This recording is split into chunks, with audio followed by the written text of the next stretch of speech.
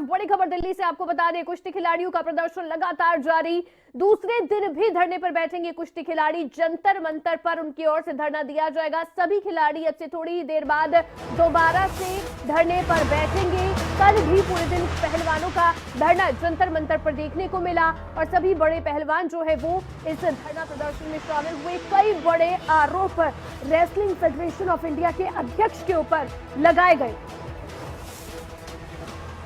और उसके बाद अब आज एक बार फिर से कुश्ती खिलाड़ियों का ये प्रदर्शन, ये धरना दरअसल देखने को मिलेगा। अब से थोड़ी देर बाद एक बार फिर से जंतर मंतर पर बैठे हुए नजर आएंगे सभी बड़े पहलवान। तो बड़े पहलवानों का ये प्रदर्शन, दिग्गज पहलवानों का ये प्रदर्शन जो जंतर मंतर पर जारी है और आज दूसरे दिन का ये प्रदर्शन रहेगा। दरअसल कल ही ये स्पष्ट कर दिया था उन्होंने कि जब तक उनकी मांग पूरी नहीं होती है, रेसलिंग फेडरेशन ऑफ इंडिया के अध्यक्ष को नहीं बदला जाता है, तब तक वो अपना ये धरना यूं ही जारी रहेंगे। उन्होंने ये भी स्पष्ट किया कि कॉन्सिक्वेंसेस क्या होंगे इसकी वो परवाह नहीं करते हैं, इसका नतीजा क्या रहेगा, लेकिन उनकी जो मांगे हैं उसके के पूरे होने तक वो अपना ये धरना प्रदर्शन यूं ही जारी रखेंगे। और इसके साथ ही साथ आपको बता दें कि ओलंपिक पहलवान, कई बड़े पहलवान जो है वो इस प्रदर्शन में शामिल हुए थे। काफी बड़ा ये इस समय खिलाड़ियों का जो पहलवान है, दिग्गज पहलवान, उनका ये प्रदर्शन है जो जंतर मंतर पर इस समय चल रहा है। कई बड़े संगीन आरोप इन पहलवानों की ओर से लगाए गए, फेडरेशन के अध्यक्ष के ऊपर लगाए गए, चीफ कोच के ऊपर लगाए गए थे। ऐसे में आज एक बार फिर से धरने पर बैठेंगे जंतर मंतर पर सभी पहलवान और जंतर मंतर पर आज दूसरे दिन का धरना उनका रहेगा।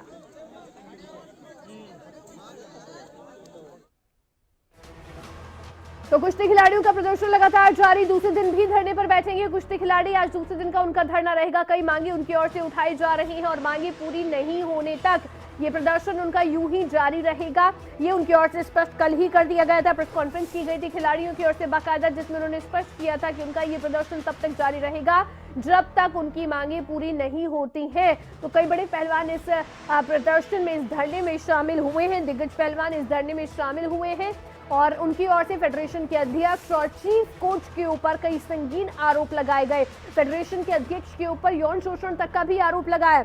हमारे साथ कमल कौशिक, आउटपुट हेड, हमारे साथ फोन लाइन पर जुड़ गए हैं। कमल, बड़े आरोप लगाए गए थे कल इन पहलवानों की ओर से फेडरेशन के अध्यक्ष के ऊपर, हालांकि फेडरेशन अध्यक्ष की ओर से भी जवाब दिया गया, लेकिन आज क्योंकि दूसरे दिन का इनका धरना रहेगा, तो किस तरह से देखते हैं आप ये पूरा जो मामला है जो एक बड़ा हो चुका है, ये किधर जाता हुआ नजर आ रहा है इस समय?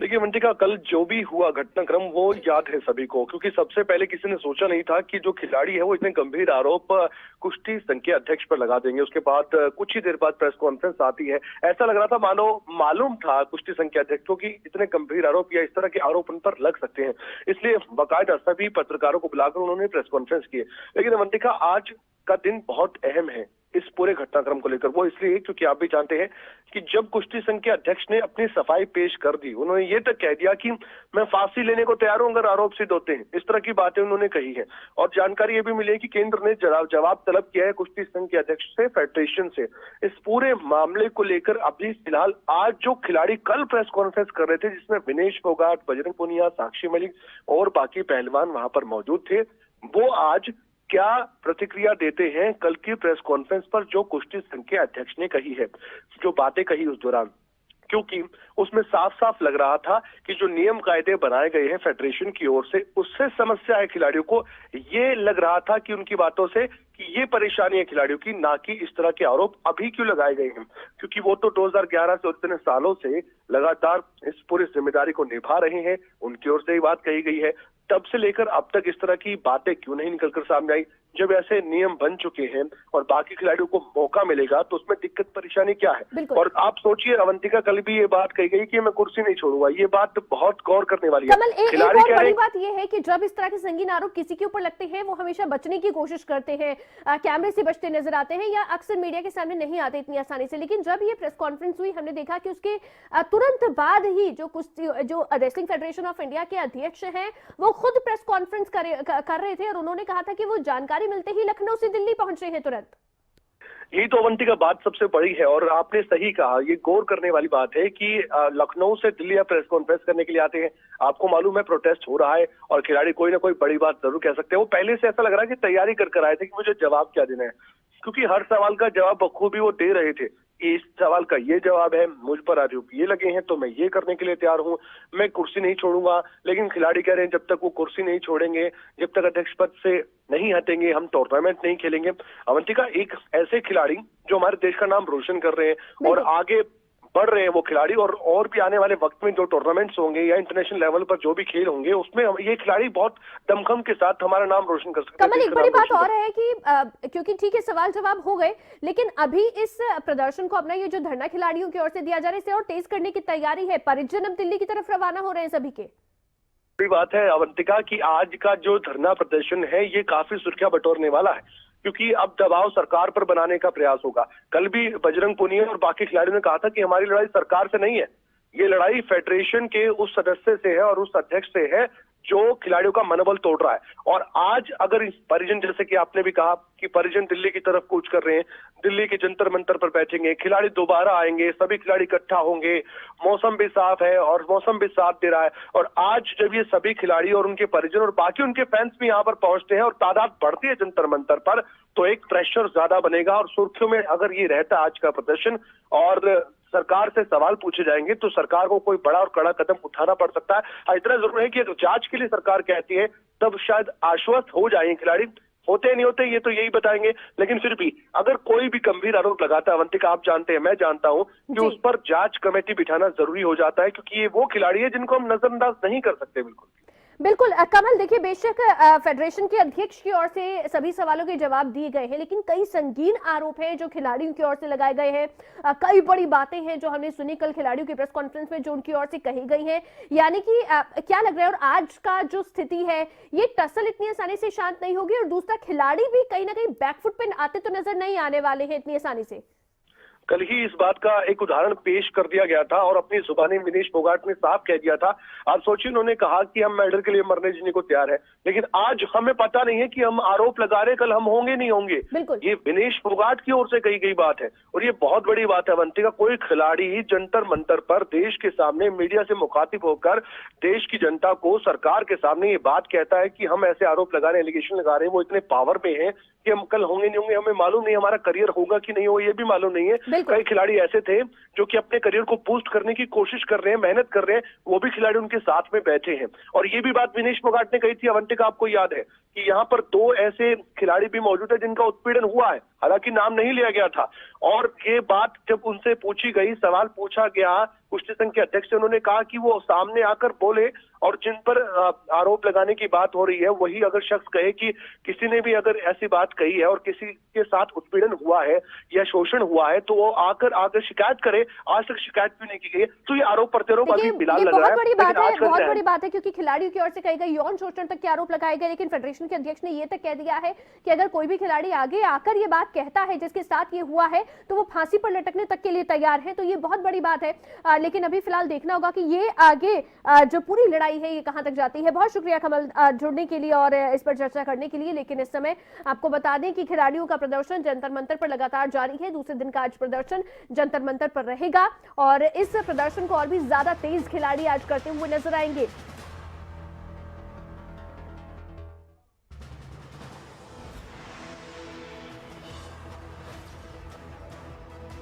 तो ये बड़ी खबर आपको बता रहे हैं, खिलाड़ियों का प्रदर्शन और भी ज्यादा तेज होगा। आज खिलाड़ी एक बार फिर से धरने के लिए बैठेंगे जंतर मंतर पर। खिलाड़ियों ने स्पष्ट कर दिया है कि जब तक उनकी मांग पूरी नहीं होती है, फेडरेशन के अध्यक्ष चीफ कोर्ट के खिलाफ एक्शन नहीं होता है, उन्हें नहीं बदला जाता है, तब तक उनका ये धरना यूं ही जारी रहेगा। हालांकि उन्होंने ये भी स्पष्ट किया कि अगर इसके जो भी कॉन्सिक्वेंसेस हो वो सब के लिए तैयार है, यानी कि उनके साथ अगर कुछ होता भी है तो वो उससे भी नहीं डरते हैं। और उन्होंने ये भी कहा कि अगर उनके साथ कुछ हुआ तो उसके लिए जिम्मेदार फेडरेशन अध्यक्ष होंगे। तो ये भी बात बड़ी बात है जो पहलवानों की ओर से कल प्रेस कॉन्फ्रेंस के माध्यम से कही गई थी। उन्होंने कहा कि हम शांतिपूर्ण तरीके से समाधान चाहते हैं, कुश्ती को बचाने की लड़ाई है।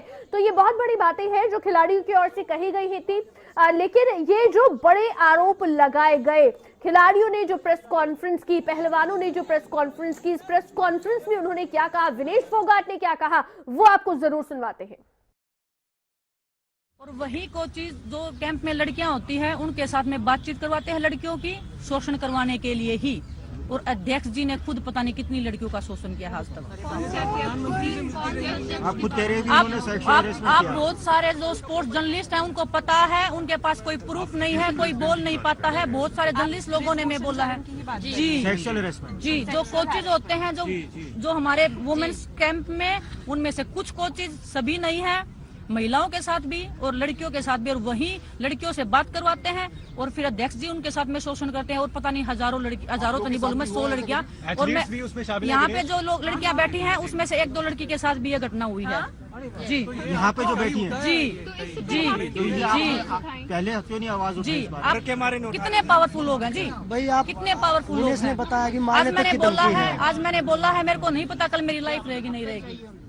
दिनेश, ये माफ कीजिएगा ये सवाल पर ये पूछना, हद but हो गई बहुत जब आप बोल रहे कि यहाँ पे कुछ लड़कियां बैठी हैं, क्या हुआ उनमें से जी कौन? जी नहीं, हम भाई माने पे बोलेंगे ना, जो चीज नहीं, नाम नहीं लेंगे, हमारी किसी का भी, भी इज्जत हमारी है। भी इज्जत है। हम लड़कियां हैं, हम हिंदुस्तान में सीरियस एलिगेशन सर हम ऐसे नहीं लगाते, लड़कियां हमारी इज्जत है।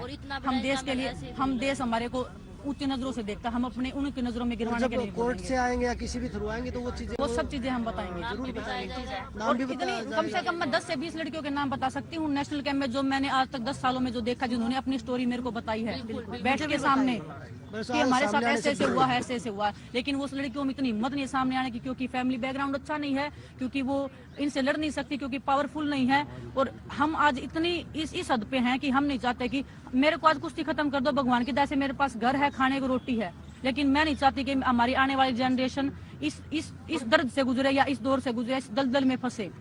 रेसलिंग को बचाने हम यहाँ पे आए हैं। सिर्फ हमारी मोटिवेशन है कि हमें लड़कियां, मैं लड़की हूँ, हमें क्या, हम तो 1-2 साल और कर लेंगे, ठीक, हम काफी सीनियर हैं, लेकिन हमारे आगे आने वाला भविष्य, हम अपनी भविष्य कुश्ती क्या को है? बचाने के लिए लड़ रहे हैं। हाँ, मेन हमारे साथ इस समय धर्मवीर सिंह, हमारे साथ सांसद हमारे साथ फोन लाइन पर जुड़ गए हैं। धर्मवीर सिंह जी, ये जो पूरा मसला जो कल से उठा है, पहलवानों की ओर से बड़े संगीन आरोप हैं जो कुश्ती फेडरेशन अध्यक्ष के ऊपर उठाए गए हैं, आप किस तरह से देख रहे हैं इस पूरे मामले को?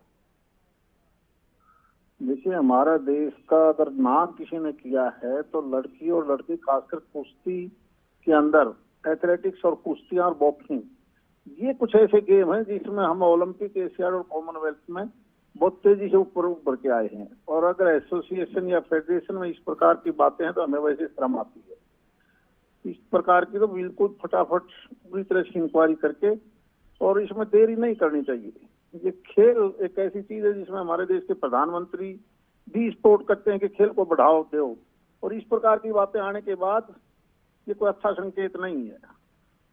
बिल्कुल, आप सोचिए कि वो ये तक बात कहते हैं कि प्रधानमंत्री तो मिलते हैं, फेडरेशन के अध्यक्ष तो हमसे मिलते भी नहीं है, मिलने तक का भी समय नहीं देते हैं। फेडरेशन के अध्यक्ष तो आके खिलाड़ियों के लिए ही होते हैं, और अगर पूरे हमारे जो पहलवान, जिनके ऊपर हम प्राउड फील करते हैं, जिन पर गर्व फील करते हैं, उन्हें इस तरह से धरने पर बैठना पड़े तो ये दुख की बात सभी के लिए है। देखिए, मैं बिल्कुल इस बात को सही मानता हूँ कि जितनी भी एसोसिएशन और फेडरेशन बनी हुई है अलग अलग गेमों की, ये मठाधीश बैठिए कई सालों से लगातार वो मनमानी करते हैं, और उसका खामियाजा प्लेयर को भुगतना पड़ता है। अब तो इन्होंने कोई नियम चेंज करके इस प्रकार की व्यवस्था को बदलना पड़ेगा। आप ये बड़ी बात कह रहे हैं, आप कह रहे हैं कि ये जो लंबे समय तक इस तरह से एक कुर्सी पर बैठे रहते हैं, ये अपनी मनमानी करते हैं। बिल्कुल बिल्कुल, मेरे पास तो बहुत शिकायतें आती हैं प्रदेश से भी, दूसरे हिस्सों से भी, और केवल एक ये अकेली कुश्ती की बात नहीं, मैं कई जगह और उनमें भी देखता हूँ। कुश्ती की भी शिकायतें आप तक आई हैं? ये इस तरह की शिकायतें आप तक भी पहली बार पहले पहुंची है?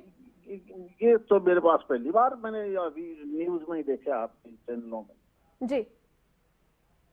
Thank you. क्योंकि जो फेडरेशन अध्यक्ष की ओर से कल प्रेस कॉन्फ्रेंस की गई, उन्होंने कहा कि 10 सालों से कभी कोई दिक्कत नहीं हुई, अब हो रही है, यानी कि वो 10 साल से इस कुर्सी पर बैठे हुए हैं, इतने लंबे समय से एक पद को संभाल रहे हैं। मैं फिर दोबारा कहता हूँ, इनके ऊपर जो लगातार लंबे समय तक इन फेडरेशनों के ऊपर जो कब्जा कर रखा है, ये कोई अच्छी बात नहीं है। वो फिर मन मर्जी से अपने प्लेयरों को ही आगे भेजने का काम करते हैं, वो तो स्टेट लेवल पर हो या राष्ट्रीय स्तर पर हो। इससे अच्छे प्लेयर का हमेशा नुकसान होता है। बहुत शुक्रिया धर्मवीर जी जुड़ने के लिए। खबरें अभी तक के साथ, ये बहुत बड़ी बात है जो बीजेपी सांसद धर्मवीर सिंह की ओर से कही गई है। उन्होंने कहा है कि जो लंबे समय तक इस तरह से एक पद पर बैठे रहते हैं वो अपनी मनमानी करते हैं, खिलाड़ियों का इससे नुकसान होता है।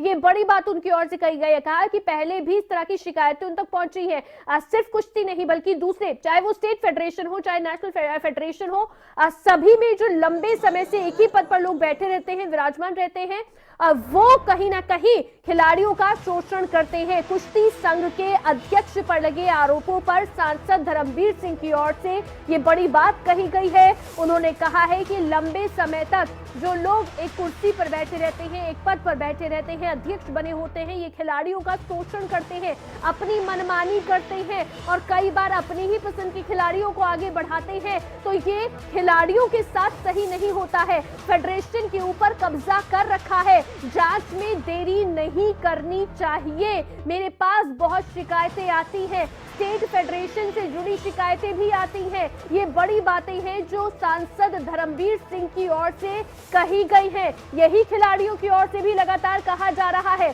कि मनमानी करते हैं फेडरेशन के अध्यक्ष और उनकी शिकायत के बावजूद एक्शन नहीं होता।